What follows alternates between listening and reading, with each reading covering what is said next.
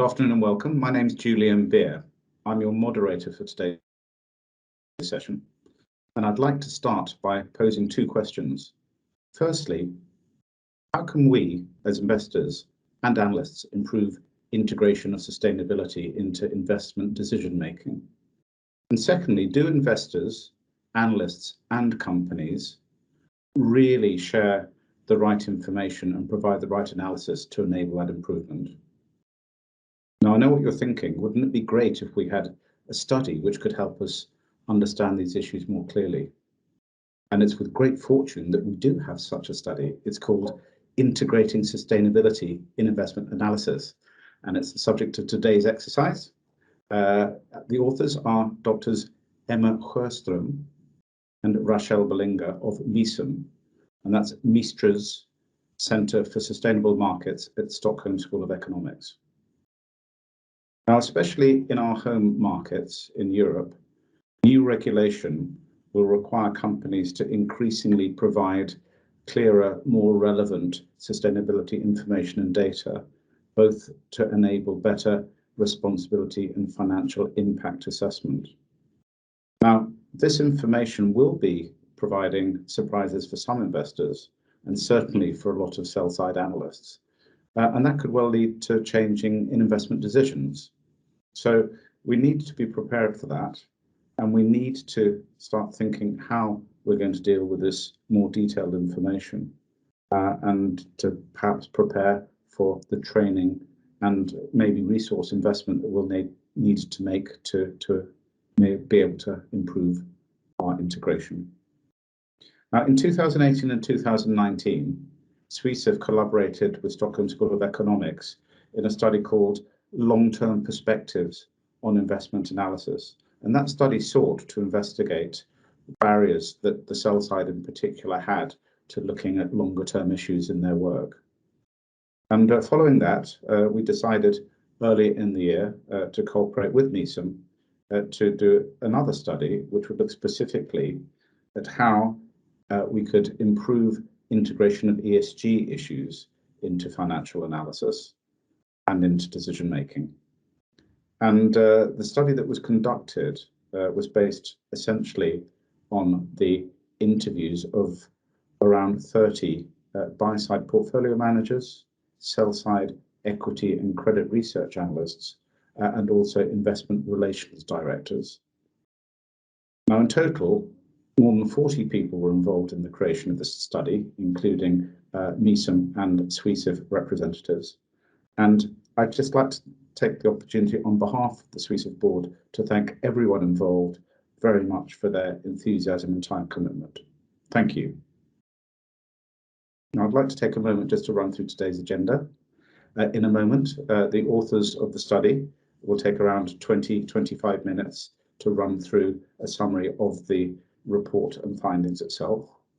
And following that, we'll be joined by experts representing the portfolio management, the investor relations directorship, and sell-side analysts to discuss in a panel, along with the authors, issues arising from and relating to this study. After that, we'll have a short question and answer session. And for that, we'd ask you, as Kim earlier advised, to provide your Q&A in the chat on this Teams session. So may I once again ask you to turn off your cameras, to close your mics, and join me in a warm Swesif welcome, albeit virtually, to Emma and Rachelle. So my name is Emma Sjöström, and I've written this report together with Rachelle Belinga, who's also here, and we'll do this presentation together, but I will start and then Rachelle will continue. And I am not the director of all of Misum, as the slide maybe indicated, but I am the co-director of the finance research initiative, the Sustainable Finance Research Initiative within Misum. We are 70 plus researchers doing research on a lot of different things, all relating to sustainability and markets. So one important part of that, of course, is finance and the financial market. And so just as Julian said, this report that we've done tags on to the other report you can see here on the screen now, Long-Term Perspectives in Investment Analysis. It came out in 2019, and maybe some of you were there when we launched it, or maybe some of you have responded to the survey that we sent out to collect the data for that report. So one reason that we wanted to do this report is also that the previous report was based on surveys, which is great for learning, you know, on a scale from 1 to 10, how important is this, or, you know, how much of your time do you spend on X, Y, Z, etc. But from there, of course, a lot of questions come up that we can't answer with the survey, which is like, how do you do this, or why do you think that way? And for that reason, it's been very useful to have this rich interview data that we can draw on. We have 500 pages of transcripts that we have collected from these interviews and distilled down to this 30-something pages report for you. So there we have it. So the project asks two main research questions. How do financial actors integrate sustainability into their work? And not so much from a technical perspective, how exactly do they do this, but more what are their views, their perspectives, what are some challenges, etc. And then the next question, how do sell-side, buy-side, and corporate actors exchange and discuss sustainability information with each other? And these were the same three actor groups that we involved in the previous study, because we think it's very important that even if financial analysis is your focus, it doesn't really suffice to talk with only the analysts, but you have to view the sort of ecosystem that they're part of as a really important source of information to get the full picture. So that's why, and for those of you, I think most on this call are in the financial industry, but if you're not, sell side, those would be the financial analysts who sell the research to the investors. Buy side, those are the portfolio managers who invest and who buy this research from probably many analysts and boil it down to their own investment decision in the end. And the corporate actors here are the investor relations officers in the companies, who are the communications persons vis-a-vis the financial market. So we've interviewed 10 of each from these different actor groups. We have built the report based on 4 key themes, and we'll go through them one by one in a moment. So the first part addresses the trends in terms of ESG integration and the drivers for this trend. Then the next section talks about time horizons, because that's really key, of course, here, balancing the short term and the long term, etc. And then quantification was really in all of our interviews coming up as a big discussion around quantification and ESG. And then we have a fourth theme, which is skills and training. So first of all, in terms of key drivers for increased sustainability focus in financial analysis, and I should say that we are in this presentation and in the report using the terms ESG and sustainability interchangeably. So there could be viewpoints if that's the correct thing to do, but when I say ESG and sustainability, it's the same thing today, at least. So a key driver is very clearly buy-side demand on sell side. Sell side view themselves as being in a service business, and because ESG is just gaining more and more traction in the investor community, that is also reflected in what you as a portfolio manager want from sell side. So that's been a very clear driver. We deliver what buy side wants. We would hear many times. The second thing that tags on to that is the EU taxonomy, because many investors have a hard time figuring out is my portfolio to what extent is my portfolio taxonomy compliant. Companies don't know if their operations are taxonomy compliant. There's a lot of unknowns here. And so sell side has both, I think, been asked to come in as a speaking partner, but sometimes also on their own initiative stepped in to try to give some input into this area to help companies and portfolio managers have a conversation about this, maybe by writing a bigger piece on the taxonomy or in other ways. So that came up a lot in our interviews. And then another driver that comes through very much is that more and more analysts see the financial relevance of sustainability and ESG and can make that connection to financial materiality. So it makes financial sense to do it more and more, it seems. So the second theme was, or is in this report, time horizons. And it's interesting because in the first report, we had a question that was, or a statement that was, sell-side research has a detrimental short-term focus, and then you were to say if you agreed or didn't agree on a scale with that. And 51% of sell-side analysts themselves said, yes, I agree that sell-side, generally has a detrimental short-term focus. So we came into the interviews with that in mind, but when we interviewed and you get the more nuanced picture, actually, we perceive that short-termism is not actually viewed as big of an issue as we had thought, having had those answers in the last report. So it's not really seen as a major impediment to ESG integration. And some would say that companies have, okay, so there's a lot of, obviously sell-side analysts are more short-term than any of the other two actor groups in this constellation, but companies have enough integrity to not let them be steered by that. And somebody was quoted in the report as saying, it's a game that they know how to play, but they wouldn't let that sort of direct their business decisions, etc.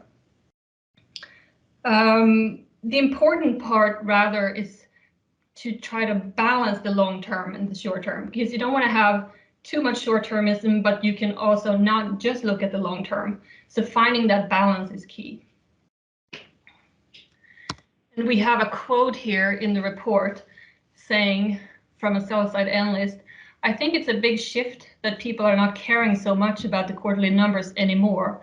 And I have to adapt and just think, that if now no one is going to pay me for having expertise on the quarterly, very few people, I just have to adapt and look more long term.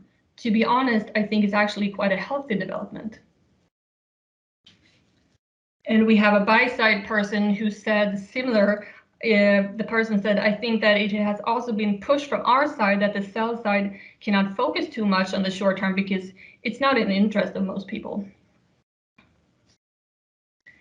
Now, it's one thing to say, though, that we need to when we are looking at the long term, but then it's another thing maybe to actually do it in your day-to-day work. So an interesting quote here this is from the buy side, but who says, I try to be really long-term in my thinking and my decisions, but I also know that my bosses are seeing how I'm doing each day, each month, each quarter. So this is also misspelling. It should say, I would lie to you if I said that I only think about the long term.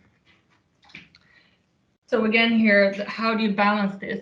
And the one forum where this becomes very apparent, of course, is the quarterly earnings call, where it seems to be a trend to talk more and more about ESG in the earnings call. At the same time, many companies struggle to know how to fit it in there because it's a lot of long-term issues in a very short-term setting. So how do you do that? So with that, I'm going to pass over to Rachelle, who will talk about the third thing, which is quantification. Thank you very much, Emma. So one of the assumptions that we had when we started the report was that one of the impediments to integrating ESG in financial analysis was getting it into the spreadsheet. And that issue has been confirmed by the previous survey, has been confirmed by many academic reports saying that right now a lot of investors do not know how to make ESG material, like how to evaluate whether ESG is material to financial analysis. So here by materiality, I think we all understand the word, but still, I mean an assessment on whether ESG issues are likely to have a positive or negative impact on financial performance. So we had that assumption when we started this research, and this assumption was a little bit on part invalidated by our findings, because we thought that it would still be very, very hard for most financial analysts to do that materiality assessment. And we find that on the contrary, there were like some potentially very early progresses, but still some progress on that. So of course, many investors and financial analysts use like ESG scores by rating agencies to try and modify their financial valuations and try to evaluate some type of like ESG risk on which to provide a risk premium when they are doing the analysis itself. Or they are directly trying, for like a lot of sell-side analysts are like directly trying to determine estimates that could on the impact that environmental, social, or governance issues could have for like the sales or the growth of a company or any type of other like financial indicators. So there are like some materiality assessments. It's still not something that's totally like standardized, not something that is totally like harmonized. A lot of sell-side analysts told us, like a lot of our interviewees told us that it was like more of a guessing game at this stage, but it's still something that's happening and ongoing. A major issue here has been for us to distinguish a little bit between what is quantification on one side and what is materiality on the other side, because they do appear as like very distinct issues. You can quantify some environmental, social, and governance issues. You can say how much greenhouse gas emissions a company is emitting without always being able to like connect it to an actual like financial impact.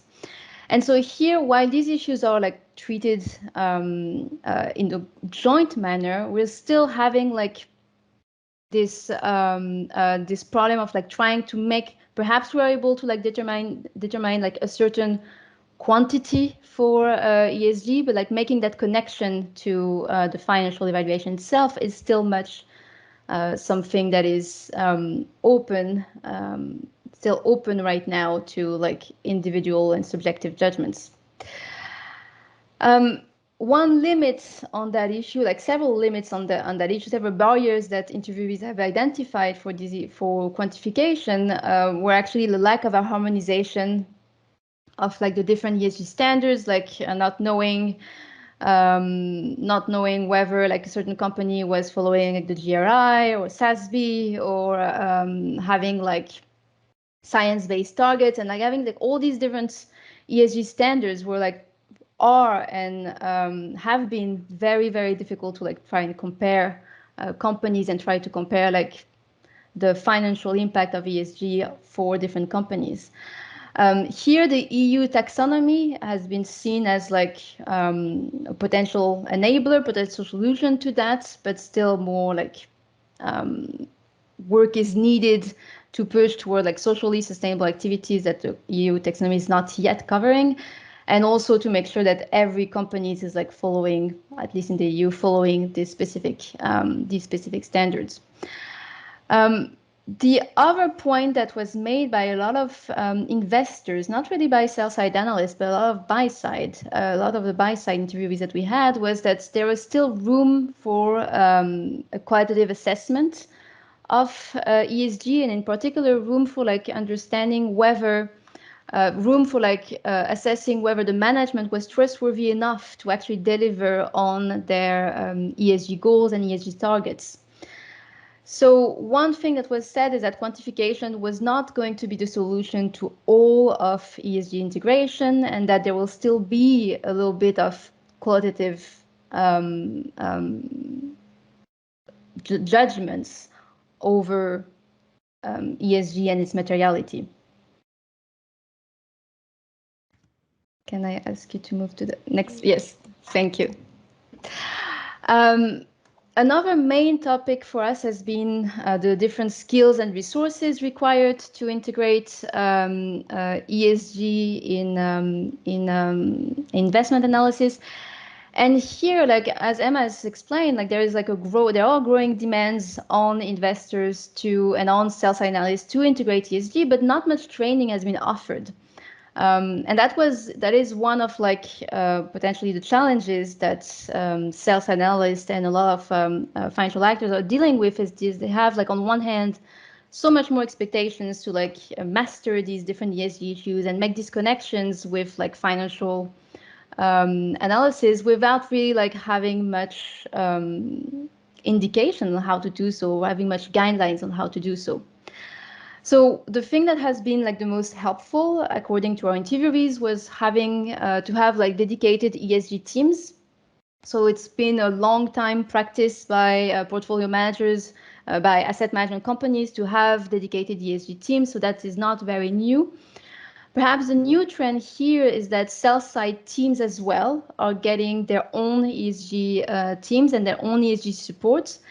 And that is very much welcomed, both by the sell-side analysts themselves, but also by the buy side, by buy side and by the corporate side, who have told us that generally the sell-side analysts that did the best work when it came to ESG were also the ones that had in-house ESG expertise. The last role we wanted to highlight here is the one of sustainability officers. Because investor relations officers have been telling us working increasingly with the sustainability officers or like corporate social responsibility officers at their companies.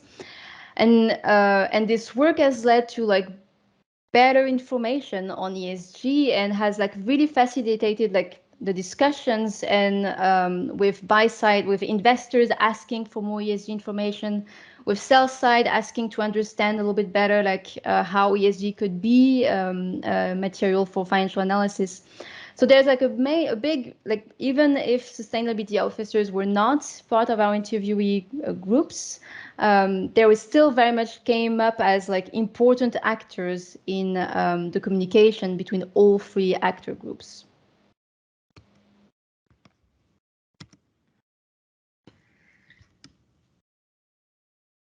Did I go one too far? No, you were good. This is the one. Yes. Great. So then this leads us to a number of recommendations.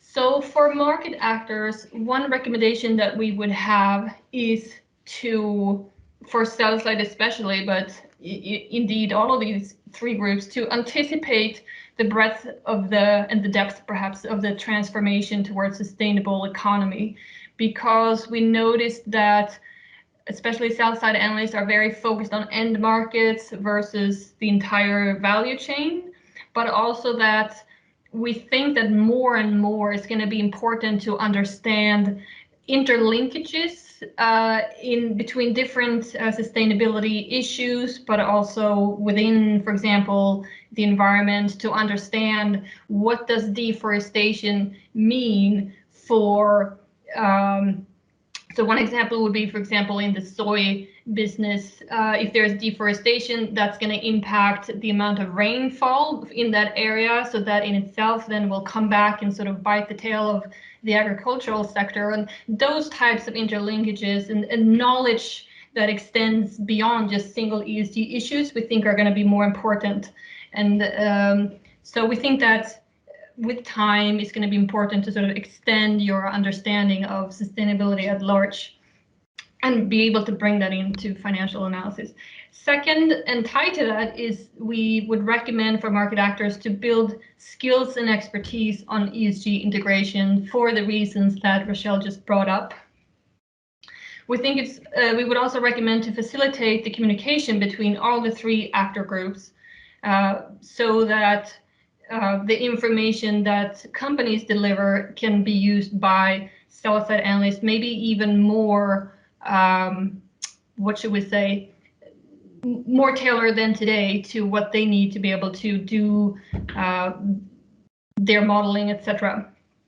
So we have, for example, in the report we discussed that it could be meaningful to consider. We're not saying that we're recommended, but we would recommend to consider making ESG quarterly reporting of ESG indicators, for example, those sorts of things, like to try to think about how the corporate message about the sustainability work can be packaged in a way that works with financial analysis.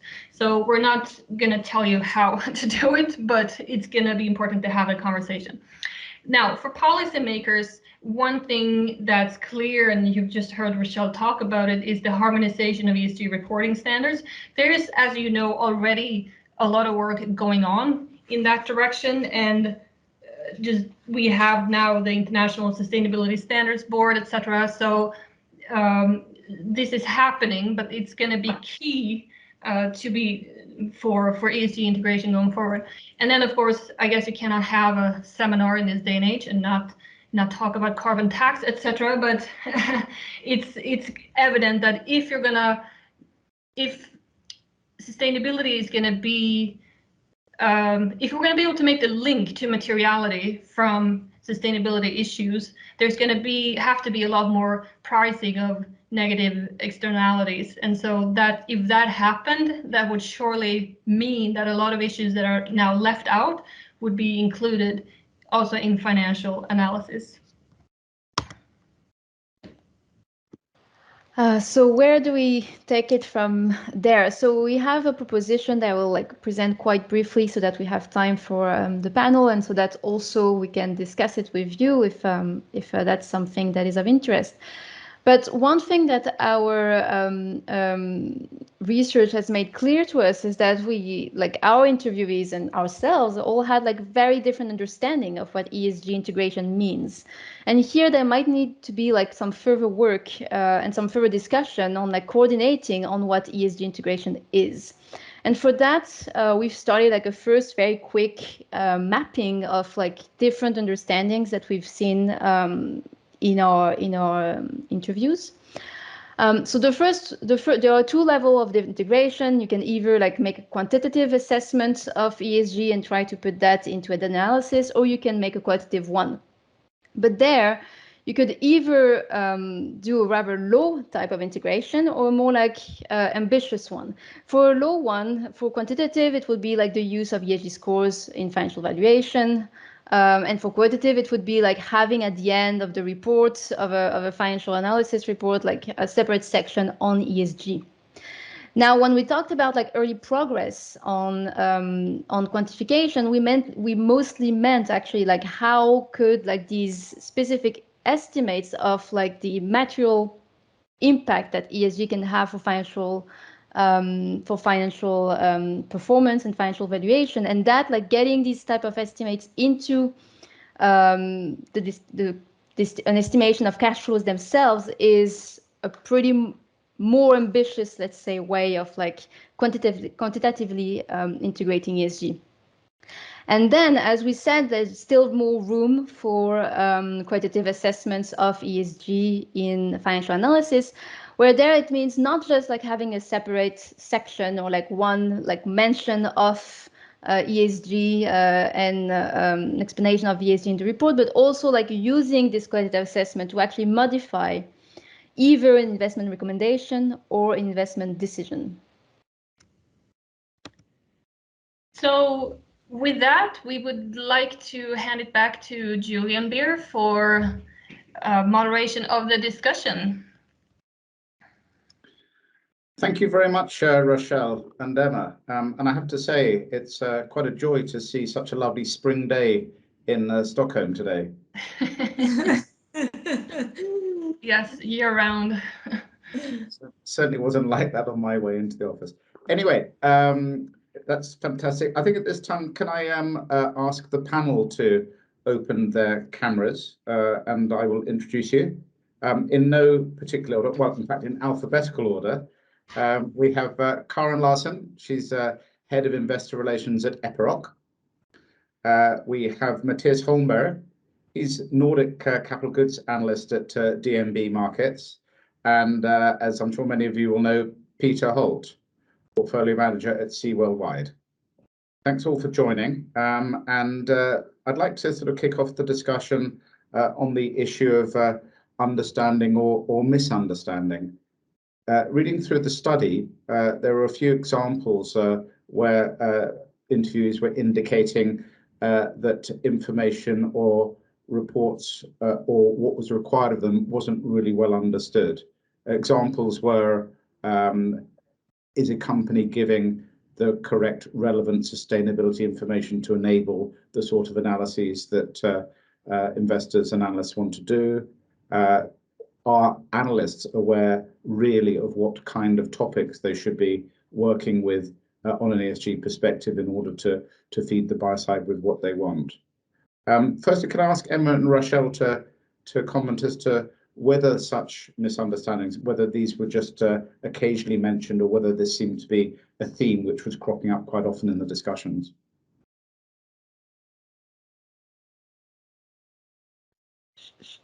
Shall I go, Emma? Yes. So perhaps not like a main theme in most discussions, but what we could say is that, for example, sell-side analysts were working a lot on like trying to quantify most of ESG issues and trying to like make these like really quantified materiality assessment, whereas buy-side analysts had like a more of a I wouldn't say a commitment, but at least like a belief that there would still be that will always be a little bit of a part for quantitative assessments, and that quantification should not just be the sole focus. So that's one potential, perhaps not misunderstanding, but current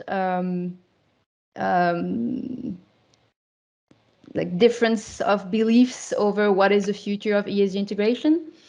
And perhaps the other one is not really a misunderstanding either, but perhaps investor relations officers are waiting a little bit for buy side and sell side to look more into like firm-specific sustainability issues and less have like that kind of like checkbox approach. That is not the one of like every sell side or every buy side, but it still exists.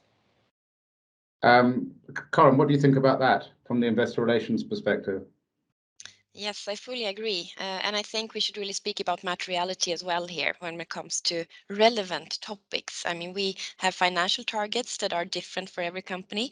Then we could also have ESG targets different for every company.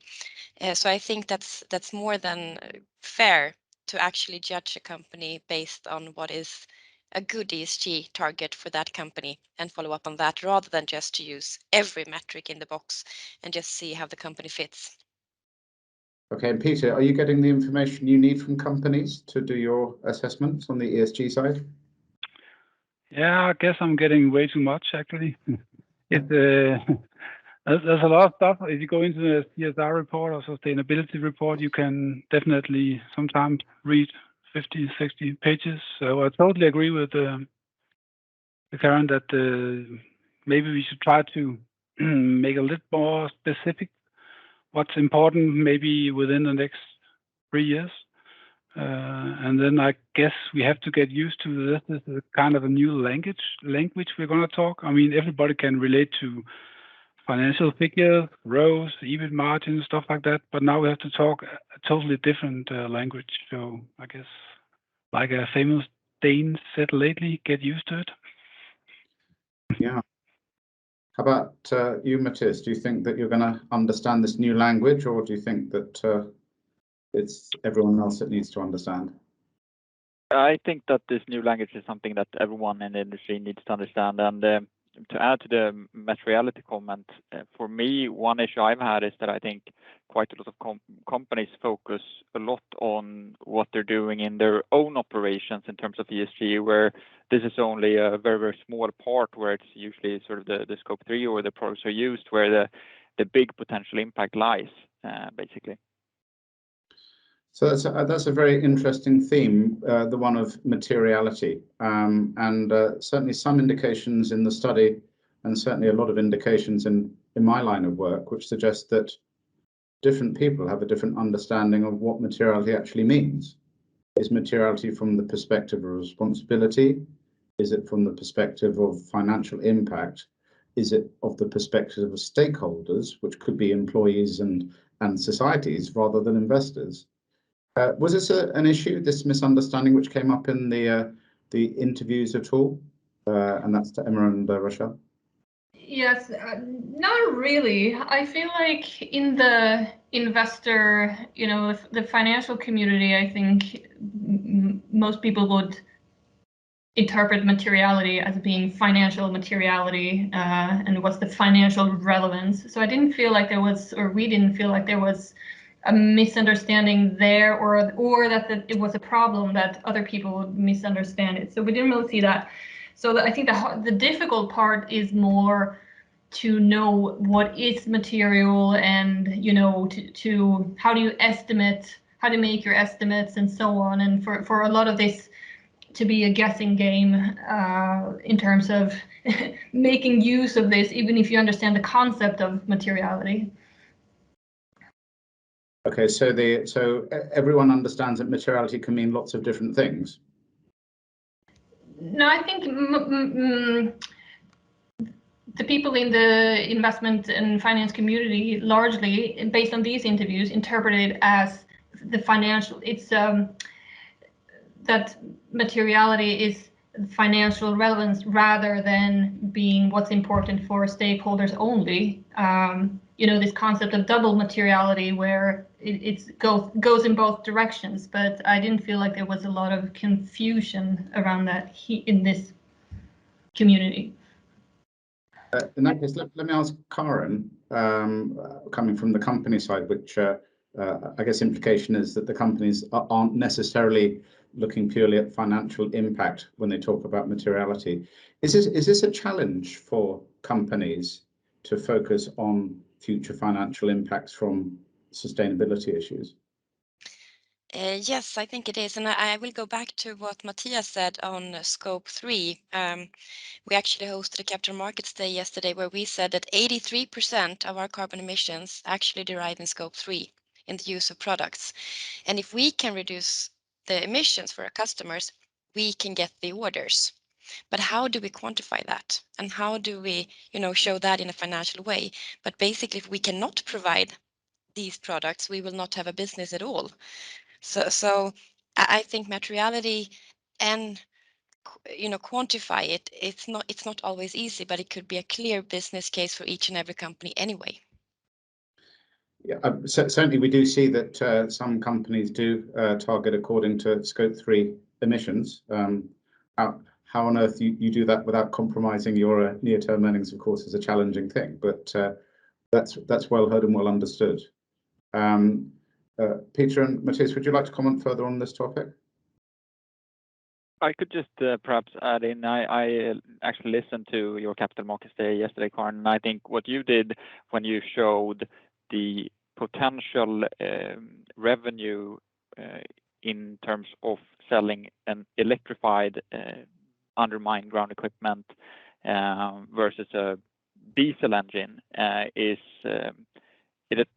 I realize that it's very hard for you to quantify this, but this is of great help to give something more tangible to sort of address the financial implications and the long-term potential that this actually could mean from an investment perspective, rather than sort of mainly addressing the soft values as it usually gets when we talk about these long-term trends. Very good. One of the interesting bits of feedback, if I can call it that, from the study was the issue of investors keen to say that some issues just aren't quantifiable, or at least not quantifiable at the moment, and therefore should be treated as qualitative issues. So really the thing that I'd like us all to discuss now is, if you can't quantify something, how do you systematically include it in investment decisions? Does it mean by definition all you're doing is to qualitatively define thresholds of acceptability, and the issue is either a binary, we do invest or we don't invest?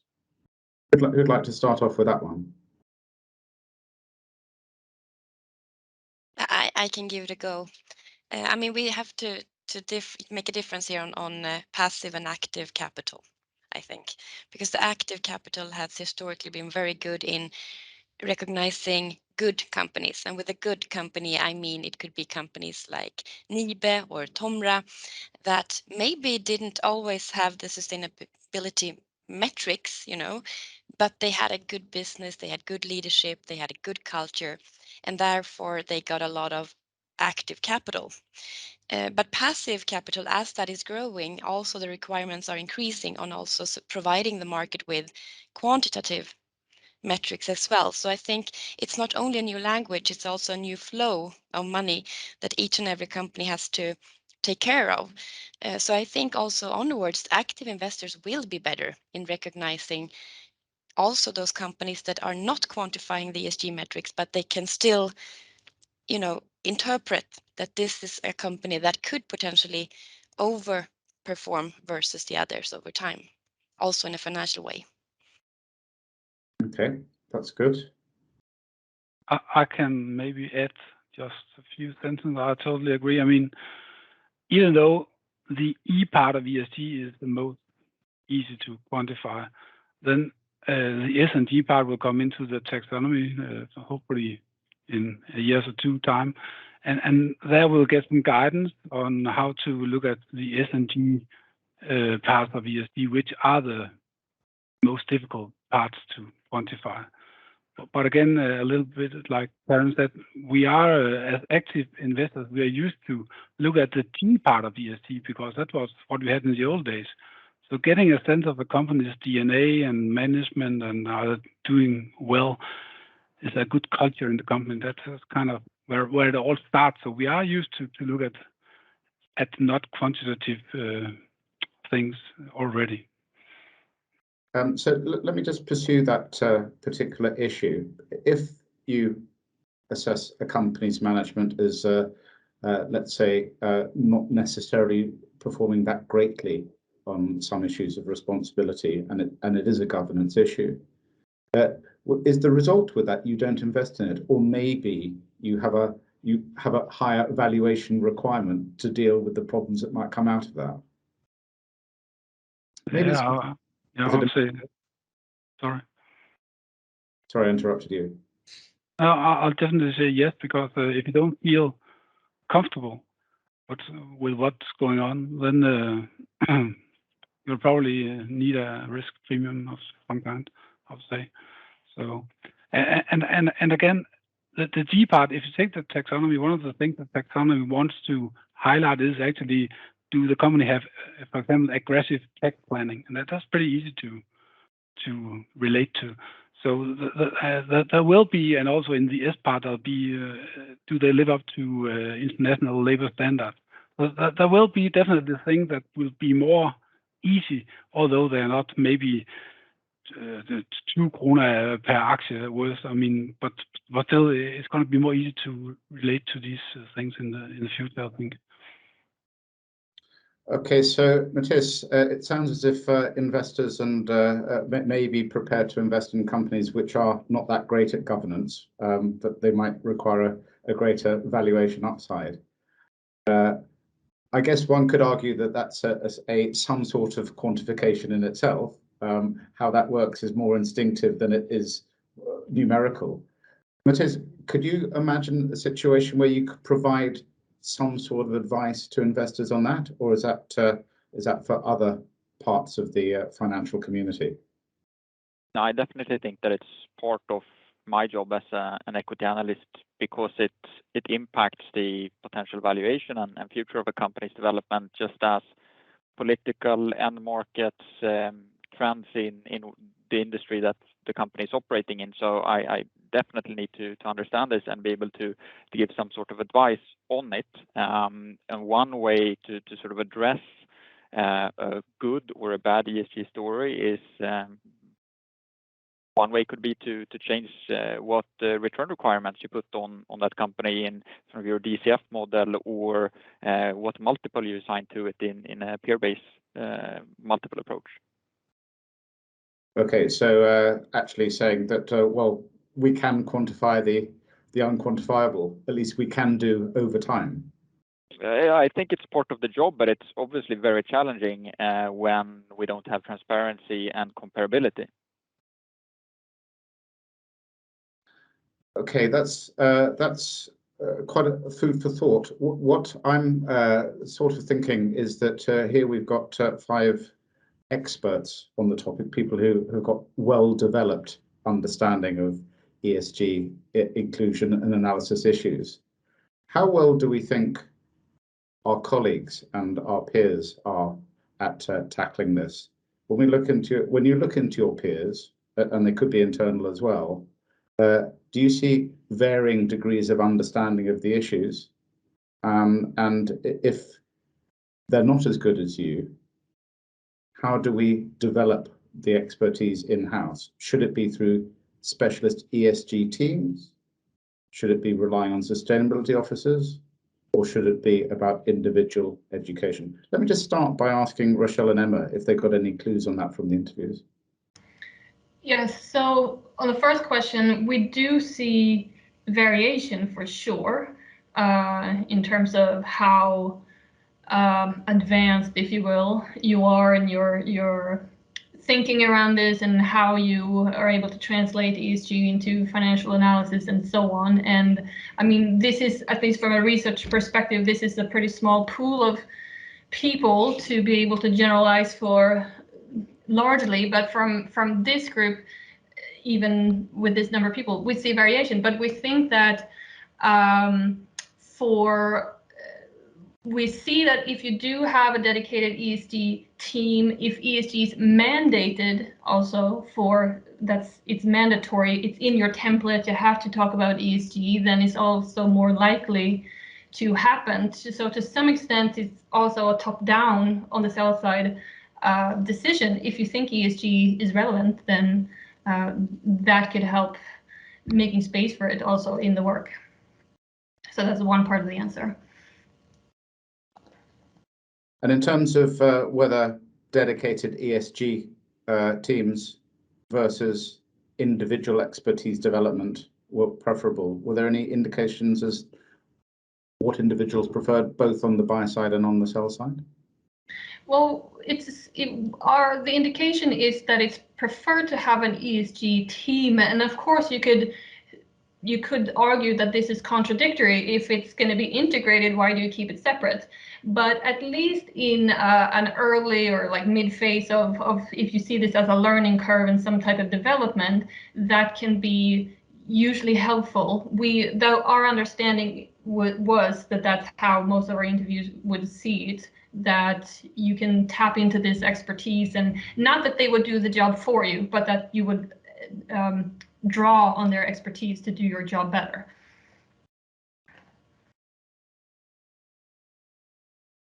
How about on the sell side, Matthias? You've got a well-developed understanding of ESG integration compared to many.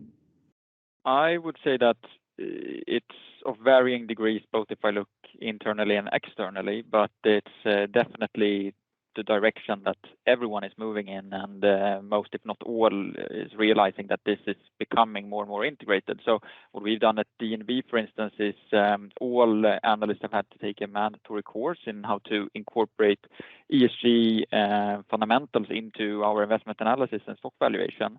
But I also think that sort of a pure ESG team or ESG analyst can be sort of a driving force and also add some consistency in how we look at it across different sectors and so on. Karin, are you seeing different, how can I put it, different efforts at penetrating sustainable issues across the market of buy side and sell side? Yes, I do. And I think to make this maybe a bit broader now, but I mean, we have debt investors, we have equity investors, and we have ESG specialists now.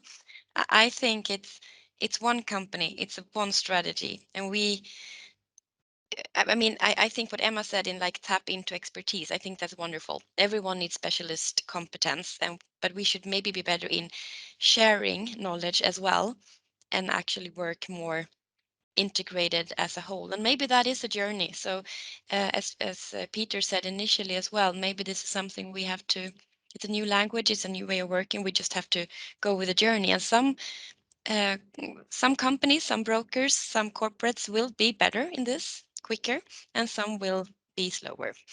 It's just to hope that each and every participant try to be the best one to drive it forward. Excellent. And Peter, some colleagues I speak to say that the buy-side ESG effort is very bound up, very observed with dealing with reporting requirements and disclosure requirements, particularly European investors, and haven't really got so much time to look at quantified fundamentals in terms of how ESG issues will affect future financial performance. Do you think that's an unfair comment, or is it that you are all very bound up with disclosure at the moment? We do spend a lot of time on these disclosure regulations, but fortunately we have a very bright and clever lawyer in-house, so he helps a lot. And yeah, I can add that in worldwide we have decided that each portfolio manager should have at least some basic knowledge of ESG. We do have a couple of specialists with help if needed, but all the portfolio managers should have a knowledge, and that of course means that some have moved further than others, and the ones who have moved the furthest, sometimes we get teased by the others because they kind of think it's stupid what we are saying, but I guess we'll be laughing in the end. There seems to be a lot of different views on the sell side anyway as to what they should be trying to provide the buy side with in terms of ESG focus. Some saying that sector-specific sustainability or ESG analyses are of interest. Others are saying that the best thing to spend time on is interpreting the more complex regulation news into a way that can be understood by all very quickly to save you having to read 120-page documents which are coming out every month. Would you say that there's any specific area that the sell side is particularly competent to provide analyses on in the sustainability frame? Is that a question for Matthias? Or? It's a question for you, actually. Okay. Can the sell side help you with any ESG input, and if so, yeah, I mean, quite a few brokers have started already to incorporate maybe a page or two saying what's material and when it comes to ESG in the report, and of course that's great. But internally here we also do our own assessment of what's of importance, and I guess one way to kind of follow the ESG pill is to maybe convince your colleagues that maybe materiality is a bit too long-term sometimes, and maybe there's different stakeholders. But again, then try to look on what's going to be important within the next 2 to 3 years, and maybe what will that cost a company. I just saw this morning, I have to say that that's the first example. I saw that Nestlé actually put out a figure for how much they want to or expect to spend on becoming a net zero emission company, and it was 4.2 billion Swiss francs, I think. But it was the first material figure for something which might be, you know, net zero in 2050. Who cares? But what's it going to cost? And here we actually got the first figure, and that's, I mean, one example of what maybe the companies could start to report on. What do we expect to have to spend on this to get to net zero, for example? Great. I think that's going to be very useful for a lot of people on the sell side. Thanks very much for that. At this stage, can I just ask if we have any questions on the chat? Kim, how's it looking? No, unfortunately, there's an absolute lack of questions. So please, you might have, or you probably have quite a few things or opinions that you might want to share. So please do write in the chat, anyone who would like to do so. Please feel welcome. Don't be scared. I do, however, have quite a few more issues I'd like to pursue if there are no chat questions. So no hot chocolate just yet. Okay, so how about the quarterly earnings calls? And the question here is there a place for any sustainability or ESG input in the quarterly earnings calls? You know, we've heard earlier that analysts are beginning to think that quarterly earnings are of less and less interest. Could a discussion of sustainability strategies actually make them more relevant? Is a longer term view there, or really does everyone just want the quarterly earnings call to be exactly that, a very short, succinct focus on issues which will have a near-term financial impact? Firstly, Rachelle and Emma, what did you hear on this topic? What were people saying about ESG and quarterly earnings? Yeah, it was quite mixed.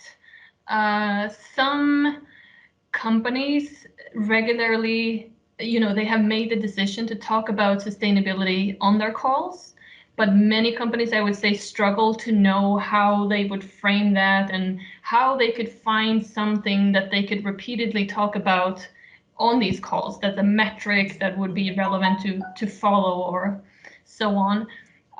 So on the corporate side, there's a mixed view on whether you think it makes sense or not. And also, I think on the analyst side, some feel like it's relevant, some don't. We also ask sell-side analysts to ask questions in the Q&A of these calls, and some would and some would stay away from that. So it is quite a mixed picture. But we've also done other research at the Stockholm School of Economics previously on specifically the earnings calls, where we work together with companies to sort of coach them or help them find things to say that they could say in these calls as a sort of an experiment. We did this a few years ago, and it turned out to really be very difficult to pull it off in the end. So it feels like an area that's still doesn't come natural for most, I think, to get it in there. But I'd be interested to hear what the panelists think. And so would I. Who'd like to comment? Is it easy to do, Karen? I think Matthias was actually about to say something, so I would wait for Matthias to say something, and then I'm more than happy to jump in. Thank you, Karen. I just unmuted myself here because I think this topic of long-term focus in the mindset of investors becoming more and more at the top is partly true. At least from my perspective, I serve a very wide base of investors. Some are extremely short-term, basically trading shares intraday, and focus on the quarterly results or usually on just that, what's happened in the quarter and what's the near-term development. And I think that there definitely could be room to add some type of ESG metric, but it needs to be sort of easy to follow up and compare and so on. And I think that the EU taxonomy is a great example of this, even though it has some pretty big challenges before it all will be in place. But that should fill just that hole as I see it. But there's definitely room for it. But there are, on the other side, perhaps better platforms to discuss these long-term, more strategic or bigger trends, such as Capital Markets Day or similar. Okay, Karen, is it just a Capital Markets Day issue? No, not in our company, actually. I mean, we speak about integrated ESG in the way we do business, but it's a good question because we really struggle on what should we show. And since many targets in ESG are 12 months rolling, progress is not really showing that quick and things like that. But we actively try to highlight small things like actions, like solar panels in that manufacturing site, or 9-week rotation program for women in production in this manufacturing site. I mean, it doesn't give you any numbers, but it gives actions and it shows of progress towards a long-term target. And it doesn't take many minutes, but at least we will get it into the minds of investors that we do things that in the long run will hopefully make an impact and lead us towards our targets. But it's not easy. It's much easier, of course, to say this is a new acquisition and it had this much revenues and this much profit. I mean, that's much easier. But we try to do it anyway. I think it's our responsibility to add it. Maybe not too much, but it should be there in some way, at least. I mean, I've heard some senior managers in some companies that have been, I would say, brave enough to dedicate entire capital markets day sessions to sustainability strategies, coming away and being a little bit disappointed with the lack of feedback from the sell side in particular. And that raises the question either that the sell side isn't equipped to analyze this information, that it doesn't care because the sell side is ultimately still short-term focused, or that the information that the company has presented is great and it's wholesome, but it's not really helping understand what the financial implications are or the investments required to achieve the sustainability targets actually are. Would you have any comment on that? Yes, and I think what Matthias said is actually the reason why brokers make money off transactions. And transactions happen when there's news in either direction. And those news are not in 5 years. They should be today or tomorrow. So of course they will focus on asking questions and focus on metrics that create flow today. And that doesn't have to be negative for the company either, because we like turnover and volumes, because that makes us being included in indices. So I mean, it's not a negative thing. It's just that we have different target groups and different rationale behind the questions we get. So I don't think it's a big problem, but I think it's the company's responsibility to push this information rather than wait for the sell side to pull it, because money talks at some point, especially if you work on the sell side. I mean, the transactions are what you need to survive, and in the way I also provide the long-term shareholders with good information.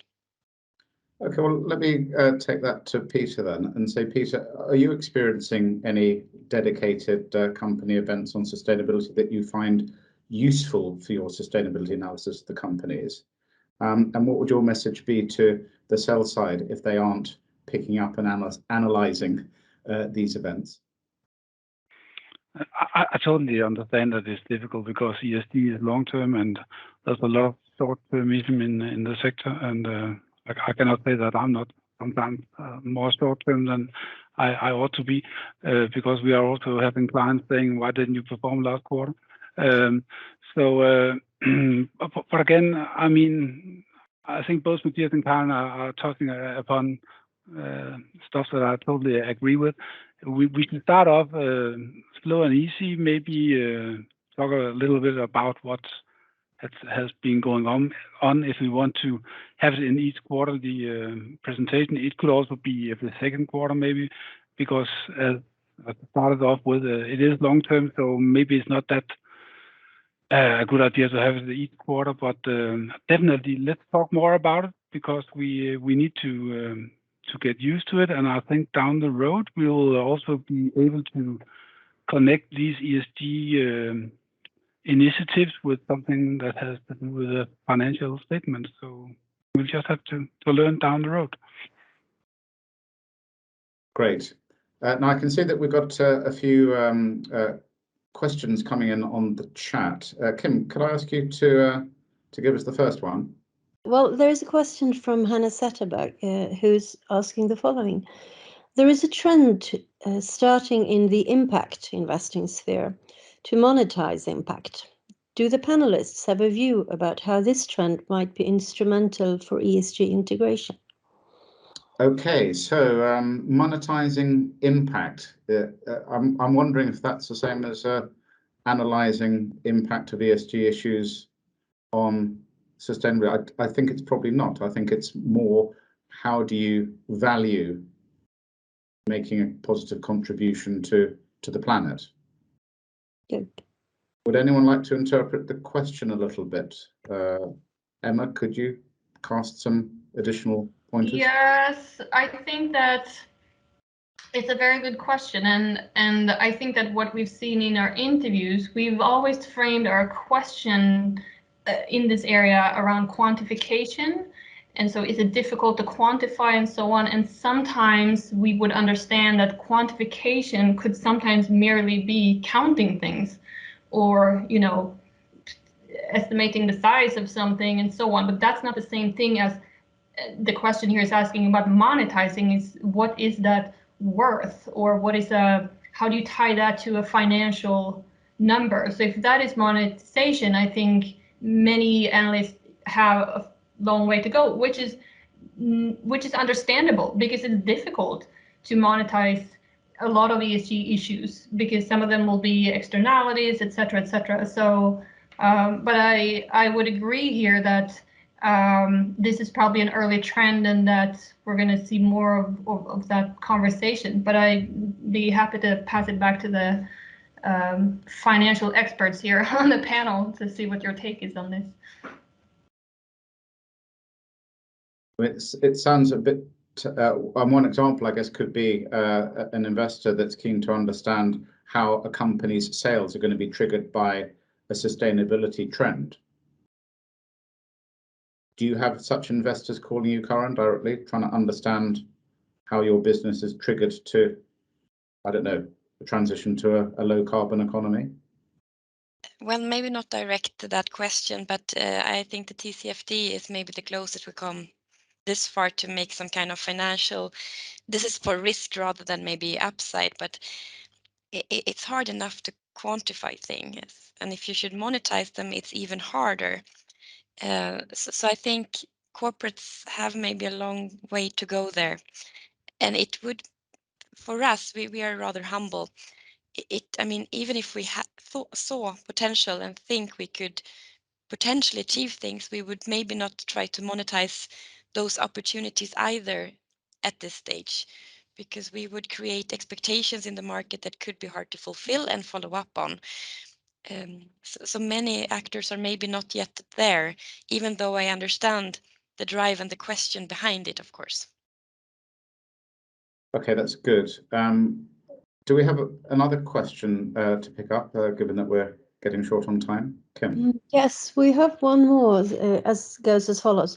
What are your views on challenges related to handling double materiality, and also on the recommendation of anticipating the breadth of the transformation for a sustainable society? Okay, I'd like to actually focus in on the last bit of that question, given the time available. The report gave feedback that there was some desire to actually have analysts focusing not only on direct impacts on the company's finances, but on broader financial impacts from what's going on to the planet, to the environment, as a result of corporate actions or the actions of their products. Firstly, is that the correct interpretation of that part of the report, Emma? And then we'll go to Matthias to ask what he thinks about analysing those kind of things. Yes, so what we mean when we say this is, so for example, the example I was giving before in the presentation, that maybe it's not going to be, maybe today it's enough to focus on a single issue and not worry so much about what that means for the supply chain at large, or how different sustainability issues may be interlinked, and that in itself will have an effect on your sector or your company. So it's enough today. We don't expect more than this a little bit more narrow approach, but we think that as our understanding deepens about this and everything else, we're probably going to need to move to another level of understanding of how things both in the Earth system and social issues and so are interconnected, and of course what that means, not out of a, you know, save the planet angle, but what does that mean for corporate valuation in the end. So we think that will be the direction to go. Okay, Matthias, can you comment on that? Yes, Second degree effects. Yeah, I think that this is definitely something that needs to be added more into the work that I do and others in the sector as well. I mean, for instance, it's quite easy to get excited by the hydrogen industry and what that might hold in terms from a sustainability perspective. But once you look into it, you realize, hey, we're going to need quite a lot of renewable energy sources to facilitate this. And I mean, that's just the first step of that evaluation, and obviously that branches out quite a lot. So it is complex and it's dynamic, but it's hard to take that analysis many steps further beyond than what's very obvious today, at least from my perspective. Very difficult to get it back to how a company's share price is going to be affected with any meaningfulness at the moment, maybe. That's great. It's a fantastic session. Just as we round up, maybe I could just go around the table and ask each of you to suggest maybe one improvement that could help advance the quality of our sustainability integration. And let's start with Emma. Yes, well, we already have the recommendations in the report that we think are the most important, but if I was to pick one, I would say training would be the key, because that will enable analysts to ask companies the right questions and maybe even challenge companies and connect the dots and so on, and to have more of an informed discussion. So training would be probably top of the list. Okay, and I think you can probably expect some mails asking you to recommend training courses.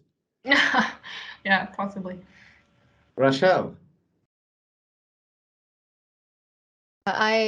I agree with Emma on training. I would just add, going back to this, anticipate the breadth of the transformation towards a sustainable economy. What we've noticed is that a lot of sell-side analysts focus on end markets and not that much on like the sustainability of companies' internal processes.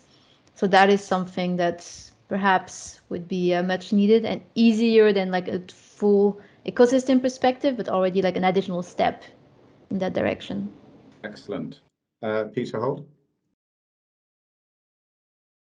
Yeah, I mean, what I would suggest was that stop getting so afraid of talking about ESG. I mean, consider it like we used to talk about oil prices, commodity prices,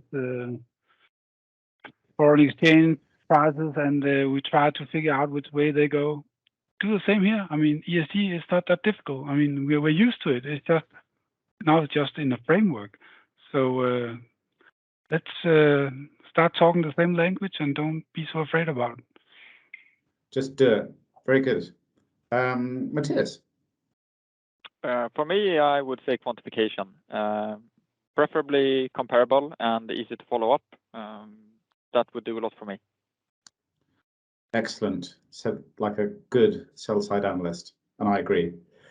And finally, Karen. Finally, but not least, Karen. Yes, and then I will say what gets measured gets done. So every shareholder out there should push the board of directors to include ESG in not only like financial goals, but also ESG goals on a board level.